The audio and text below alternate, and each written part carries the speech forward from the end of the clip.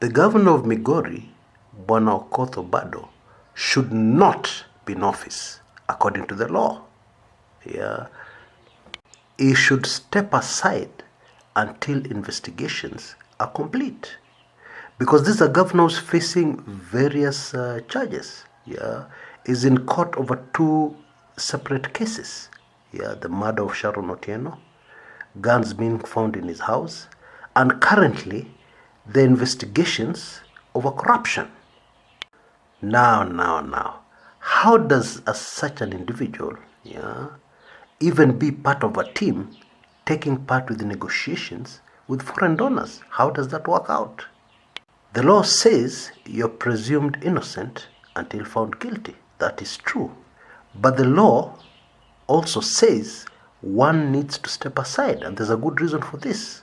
Because you can easily use your office to influence your case. Now, these are not my views. Indeed, these are the views of the DPP, the Director of Public Prosecution, Bwana Noordin Haji. Bwana Noordin Haji appeared in a very fascinating interview last night on Citizen TV, Newsnight.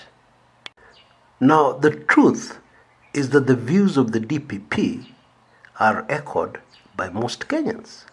Very many Kenyans, that is apart from the bereaved family of Sharon Otieno, are puzzled, that even before the matter is resolved, the governor of Migori is going around his business as if nothing has happened.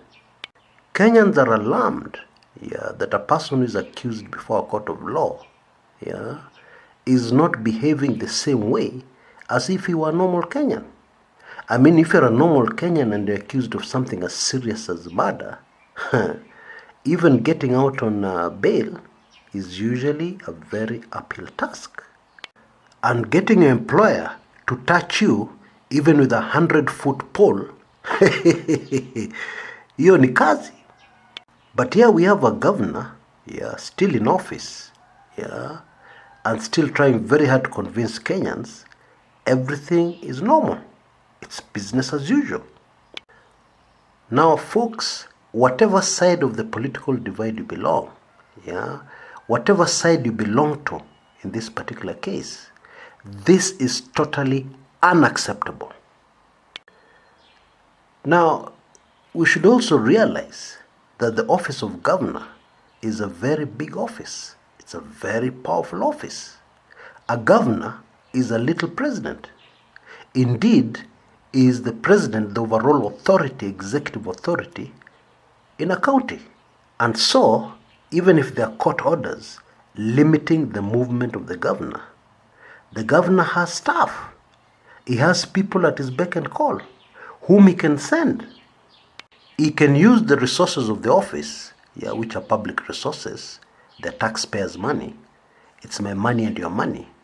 He can use our money, to send people to frustrate, the case against him. And politics is politics, the world over. Seated in his office, he can make deals. Now let us take a totally hypothetical example. I'm not saying this is what is happening in Migori. I'm not saying that. We're just taking a totally hypothetical but typical example anywhere in the world in politics. There can be somebody who wants something from Migori County, and they've been looking for this thing for a long time. Let's even go away from Migori County, for example. Let's say Machakos County. You're the governor of Machakos County. You have been accused of stealing a chicken. Your case is still in court, and you've been released, and you have not stepped aside. You're back in office. You pick up the phone, and you speak to this person. Habari yako? I've just been looking through my papers here, and I see your proposal to supply chicken to the county. And the person on the other end says, Your Excellency, that proposal has been on your desk for the last 1.5 years. And I was told it was rejected. And the governor responds, by who? Not me. Anyway, I'm calling you to tell you that I think it's a brilliant idea. In fact, I've already signed it and I've authorized my juniors to start working on it immediately. And then shortly after this conversation, this case in court over the stolen chicken vanishes into thin air. Because very suddenly, there's no complainant. Yeah, you know, a case cannot go forward without a complainant. Yeah, the person who has accused the other person of the crime. In many cases, this person is a key witness, or the organization is a key witness. It has all the evidence. Suddenly, all that evidence disappears, and the complainant vanishes into thin air. Case closed. That's how politics plays out. It is because of a possible scenario like this that the law is there. That once you hold office, yeah, and you're accused of a certain crime, you must step aside.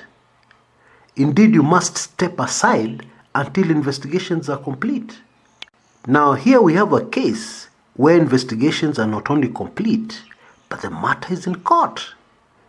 Now, these things should be very obvious, yeah, and that is why the remarks of the Director of Public Prosecution, Bwana Noordin Haji, should not be controversial. In my view, what he's saying is extremely obvious. Now, maybe we should just take a minute to get snippets of exactly what the DPP said. Yeah, just listen to this. I'll be back in a moment. My concern is this, that most of them still remain in office. And the sad thing is, we still have orders to allow them to enjoy whatever it is coming from the courts themselves. And some of the bail, for example, in a particular matter case to do with the governor, the bail terms are wanting. Because you saw him making presentation before development partners, international development partners, on issues development. And this is somebody who is facing a murder charge. This is somebody who is facing investigations on corruption. This is somebody who was found with guns, unexplained guns in his premises. I mean, we must have standards. And those standards need to be applied across board. And the courts need to help us. As much as there is zeal to give these people bail, and bail that are, in my opinion, and I stand guided, sometimes wanting, it just defeats the purpose of the whole exercise. When you get conservative orders asking us not to investigate individuals who hold very important offices, it is very sad. When you have individuals who have been charged and who happen to have been appointed as ambassadors in foreign countries asking for bail so that they can present their credentials in a foreign country, what message are we as Kenyans sending? The courts need to help us in this. But legally it could be beyond the courts, because there's also the principle of innocent until proven guilty. Well, there is innocent until proven guilty, but So our our laws are also very clear. They need to step aside until the issue is adjudicated upon. They've been hiding behind these laws and interpreting them differently. I mean, it's been a problem in this country. Politically, you're not supposed to talk about politics, but politically we've been waiting to see parties talk about their manifestos about corruption and actually make that clear, that if you're mentioned, you should step aside. It has never been said, and that is why people still continue to serve. But you see, this is not about politics, this is about the law.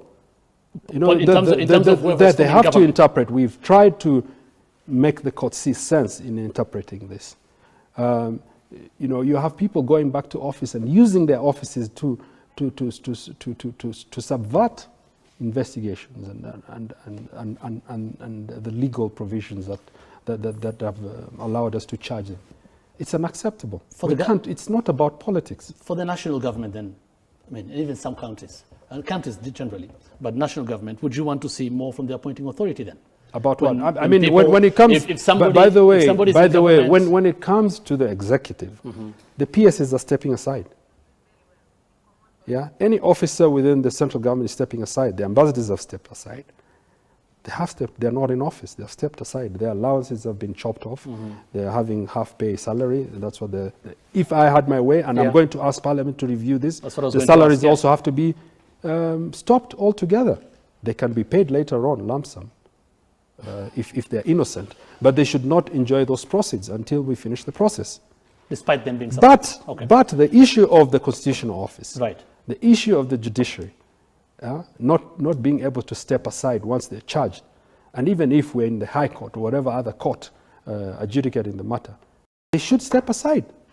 And it's unfair then to ask the executive, what are you doing about ensuring that there's conviction?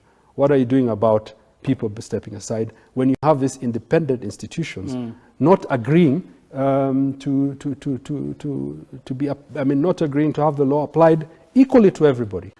Now, that sounds to me like a man who is being frustrated. A man who is being frustrated, by politics. And the interesting thing is that this time round, the pressure is not coming from the executive. It's coming from other places, powerful lawyers, bending the law to its maximum in order to circumvent some critical safeguards which are already in the law, very critical safeguards, which say that somebody who is accused, somebody who is being investigated, must step aside. And there's no question of interpretation there. However, what has happened here is that people have bent the law to its maximum and used technicalities to create excuses which allow certain things to happen that should not be happening. And I like what the DPP said in this interview, that the law should apply equally to all. You know, our biggest problem in Kenya since time immemorial is that we have different laws for big people, and then we have different laws for the ordinary Kenyan. If a house help in Kenya cannot be allowed to go back to her duties until her case is determined, the same must apply to a cabinet secretary or even a deputy president. Yes, otherwise we will be practicing selective justice, which is extremely dangerous and could have very dangerous consequences. Because somebody may come out tomorrow and say, why should I follow the law if it does not apply equally? If so and so was done this, and then me, you want to do me this? No. Indeed, there's something called a president. So a lawyer of a house help, who has murdered her boss's child, will tomorrow tell the judge, you released a governor, on bail. So, Your Honor, are you trying to tell me that the law which applies to a governor is different from the law which applies to a house help, like myself? Now, the latest news, as I was in the studio making this recording, is a perfect example of how an accused person released can begin to mess up. The latest is Governor Okoth Obado of Migori has fired county staff who campaigned for Ochilo Ayako in the recent by-election for senator in Migori. Now, this is not a small matter. This is a very important step in politicizing Governor Okoth Obado's legal problems. This is not acceptable. My hope and prayer is that these county officials will immediately move to court. And I believe all Kenyans should be all ears, if indeed this goes to court, to hear what the judiciary will have to say about a murder suspect firing county staff. Now, there's another way of looking at this. And indeed, I believe this is the true position.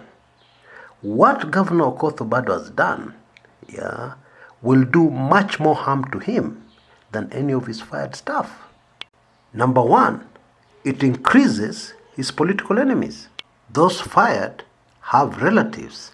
They have an extended family. Most of them voters within Migori County. Now I understand that the politics in Migori is the politics of fear and intimidation.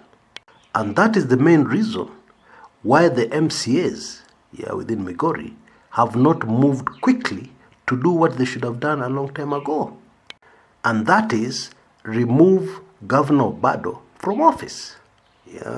Because what is happening now is that the whole of Migori County is carrying on its back Okoth Obado's personal legal problems, which should never be allowed to happen. Anyway, my point is, in such a delicate situation, what you don't want to do, the last thing you want to do is to ruffle feathers. Because it could very easily tilt the balance, tilt the scales against you within the MCAs.